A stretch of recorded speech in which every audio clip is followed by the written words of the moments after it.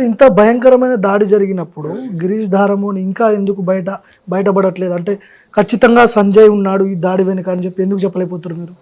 చెప్పలేకపోతుండోననేది మీ తప్పు.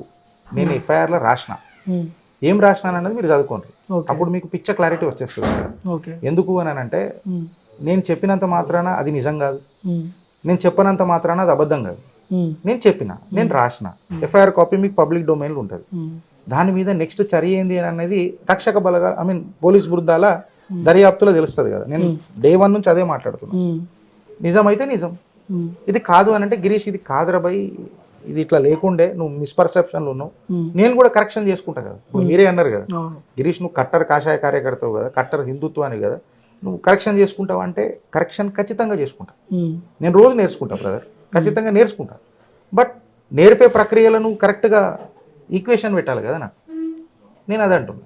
నా మీద దాడి జరిగింది వాస్తవం, 3 సార్లు జరిగింది వాస్తవం. ఇంకా దాడి జరుగుతుంది అని అంటే మీకే వదిలేస్తుంది కదా. ఇప్పుడు మీరే చూసిండ్రు, ఇంట్లో ఎవరు లేరు, నా ఫ్యామిలీ కూడా ఉండడానికి భయపడుతున్నారు, దర్వాజాలు మొత్తం విధ్వంసం అయిపోయినాయి. సో కంప్లీట్ సినారియో మీరు చూస్తున్నారు అట్లా. సో మీరు సంజయ్ అంటే పేర్లు మెన్షన్ చేయట్లేదు, మీ మీద దాడి ఎవరైతే చేసిరని మీరు భావిస్తున్నారో వాళ్ళ మీద కంప్లైంట్ చేసినామని చెప్తున్నారు. పోలీసుల నుంచి ఎట్లాంటి రియాక్షన్ ఉంది? ఏమన్నా కొద్దిగా ఇప్పటివరకు అయితే ఏం యాక్షన్ నిన్న దాడి జరిగితే ఎవరిని అరెస్ట్ చేసిరట, మళ్ళీ వాళ్ళకి తర్వాత బెయిల్ దొరికిందట. ఈడ వరకు నాకు తెలుసు. నిజంగా చెప్పాలనంటే నేను ఈ మానసిక క్షోభ నుంచి ఫస్ట్ బయటకు వస్తున్నా. బయట ఏమైతుంది నాకు తెలియదు, సోషల్ మీడియాలో నా పిల్లలు చెప్తున్నారు. ఇప్పుడు దాడి వరకే, ఇప్పుడు లేటెస్ట్ ఏదో మాట్లాడిరట. మళ్ళీ అలాని ఎవరెవరిని నేను అవమానించినో చెప్పాలి కదా. మహిళలను అవమానించినా అని అన్నారు, మళ్ళా మహిళలను అవమానిస్తే ఆధారాలు పెట్టాలి కదా బ్రదర్. అట్లా ఇప్పుడు ఏదో సోషల్ మీడియా నడుస్తుందట, దాన్ని చూసిన తర్వాత నేను మాట్లాడతా. ఇప్పుడు చూడండి, నేను మాట్లాడితే తప్పు కదా. గిరీష్ ధారమోని చంపేద్దామని వచ్చిర్రా లేకపోతే కొట్టి వదిలిపెడదామని వచ్చిర్రా? ఇక్కడ అది వాళ్ళు చూడాలన్నా, చంపేంత ప్రయత్నం అయితే చేశారు కదా. దాడి సంఘటనలు మీరు లైవ్ లో చూసే ఉంటారు, మీ మీదనే కాబట్టి దాడి జరిగింది. అంత భయంకరమైన వెపన్స్ యూజ్ చేసిర్రు. వెపన్స్ అంటే ఇవే, రాడ్తో కొట్టిండ్రు, ఇంట్లో ఉన్న పెంక తీసుకొని కొట్టిండ్రు, తన్నిండ్రు, మెడ మీద దుంకిండ్రు. ఇవన్నీ ఎట్లాంటి దాడులు? ఇవన్నీ మీకు ఎట్లాంటి దాడులు? నా రక్తం కళ్ళ చూడాలని అన్నది ఒక దారి కాదా? రక్తం కళ్ళ చూసుడు అనేది 7 దాకా దారి తీస్తుంది. నేను మీ అటెంప్ట్ టు కిల్ కాదా? అట్లా నన్ను చూడంగానే ఒక రాక్షస ఆనందం రాలేదా? ఏంది అది? అట్లా వాళ్ళకి వదిలిపెడతా నేను ఇక. అట్లా మీరు మీ ఛానల్లో, చిత్రగుప్త ఛానల్లో సంజయ్ని చాలా వ్యంగ్యంగా మాట్లాడడం, మామ అని మాట్లాడడం, కరీంనగర్లో మైనింగ్ మాఫియాతో మీరు కలిసి ఉన్నారు, ఎట్లాంటి మీరు కాదు, కరీంనగర్లో మైనింగ్ మాఫియాతో మీరు చేతులు కలిపి ఉన్నారని చెప్పి మీ ఛానల్లో మాట్లాడిన మాటలు ఉన్నాయని చెప్పి అంటారు. ఇట్లా 2 కీలకమైన సందేహాలు. నేను మామ అని అన్నప్పుడు, ఇప్పుడైతే మీరు ఎవరైతే వ్యక్తి పేరు తీసుకున్నారో, నేను ఆ పేరు మామ అని చెప్పి ఎక్కడనలేదు. మామ అని పాట పాడినా మామ అని అన్నా. నువ్వు ఊహించుకున్నావు, అది నేను ఆయనకి వదిలిపెడతా, అలా మనుషులకు వదిలిపెడతా. First point. సెకండ్ పాయింట్, నేను ఆధారాలు పెట్టి చెప్పిన. నేను ఏమన్నా ఆయన కలిసి ఉన్నాడని ఎప్పుడు చెప్పలే. మీరు నాకు ఆధారాలు ఉంటే తీసుకురండి. మీరు ఈ లెటర్ రాసిండ్రు, మీరు ఈ స్కామ్ మీద పోరాడతానన్నారు, మళ్ళీ ఈ పోరాటం ఎడదాకా వచ్చిందని నేను అడిగిన. ఆధారాలు లెటర్ చూపించి మాట్లాడండి. ఆయన పోరాడినది అయితే వాస్తవమే కదా, కరెక్టే కదా. రాష్ట్ర ఖజానాకి ఈరోజు డబ్బు వస్తుంది కదా. రాష్ట్ర ఖజానాకి డబ్బు వస్తే నీకు నాకు రూపాయి వచ్చినట్టే కదా, మన రాష్ట్రం కదా. నేను అడిగింది కదే ప్రశ్న. ఆ లెటర్ చూపించే మాట్లాడండి. ఓకే, ఇప్పుడు ఒక రెండు 3 వర్గాలు ఉన్నాయి బీజేపీలో. ఒక వర్గం తరపున గిరీష్ ధారమోని ఉన్నాడు కాబట్టి ఈయన మీద దాడి జరిగిందనే వర్షన్ కూడా ఉంది. బీజేపీలో అన్ని వజ్రాలేనే, వర్గాలు ఏమి ఉండవు. వర్గాలు లేవు, అన్ని వజ్రాలు ఉంటాయి, వర్గాలు ఉండవు.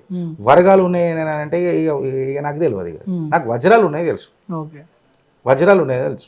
సో వజ్రం అనేది ఏదైనా వజ్రమే కదా, వజ్రాన్ని వజ్రమే వస్తుంది కదా. సో వజ్రాలు ఉన్నాయి, వర్గాలు లేవు. ఇక వర్గాలు ఉన్నాయి అని అంటే మీరు అన్నారు అన్నమాట.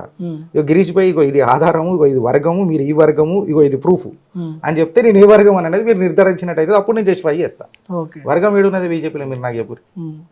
అందరం ఒకటే వర్గం, కమలం పువ్వు తెలంగాణలో రావాలన్న వర్గం. మేము డైరెక్ట్ చెప్పుకున్నాం కదా, యూట్యూబ్ పెట్టినప్పటి నుంచి చెప్పుకుంటాం కదా.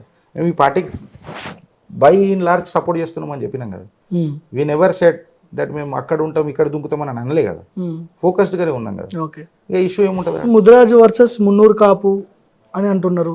ఒక వర్గానికి గిరీష్ ధారమోని ఉన్నాడు, ఒక వర్గం గిరీష్ అనేటోడు కాషాయ కార్యకర్త. ఈడ పంచాయతీ ఏడుకు వచ్చింది, ఎందుకు వచ్చింది అని అంటే వాళ్ళ మనిషి ఎవరో నీ జాతిని బీప్లా డి ఓకే అని అన్నాడు. దాని మీద చర్చ జరుగుతుంది. సోషల్ మీడియా ఎట్లాంటిది? సోషల్ మీడియా నేనేమన్నా మాట్లాడినా, నువ్వు ఇప్పుడు నీకు నాకు ఏదైనా ప్రాబ్లం ఉంటే బ్రదర్, నువ్వు నేను కొట్లాడుకుంటావు. మీ పేరెంట్స్ దగ్గరకు, మీరు నా పేరెంట్స్ దగ్గరకు వస్తే మీకు ఎట్లుంటుంది? ఓకే. మీ జాతి దగ్గరకు మా జాతి దగ్గరకు వస్తే ఎట్లుంటుంది? అది ఇక నువ్వు సోషల్ మీడియాలో పెట్టిన తర్వాత నేను కంట్రోల్ చేస్తున్నానా? గూగుల్ నా చేతులు ఉందా? ఫేస్బుక్ నా చేతులు ఉందా? ట్విట్టర్ నా చేతులు ఉందా? యూట్యూబ్ నా చేతులు ఉందా? నా ఛానల్ నా చేతులు ఉంటుంది. కానీ ఇది ఎట్లా అయిందని అన్నది నాకు తెలియదు. ఇప్పుడు మీరు చెప్తున్నారు, ఈ బ్యాటింగ్ ఏందో తెలియదు, ఆ ఫీల్డ్ ఏందో నాకు తెలియదు. ఓకే. అట్లా నాకు తెలిసింది నేను మాట్లాడగలుగుతాను. తెలియని దాని మీద అసలు ఇప్పుడు ఏం జరుగుతుందో కూడా నాకు తెలియదు. నేను అందుకే ఏమన్నా ఇప్పుడు సోషల్ మీడియాలో ఏదో ట్రోల్ చేస్తురట, దాన్ని నేను చూస్తా, చదువుతానన్న. నేను దాని మీద కూడా కమెంట్ చేస్తా అని చెప్పలే కదా, చూస్తా, చేస్తా. మీరు ఏదైనా వింటే నన్ను అడిగితే అది నా మైండ్లో ఉంటే చెప్తా.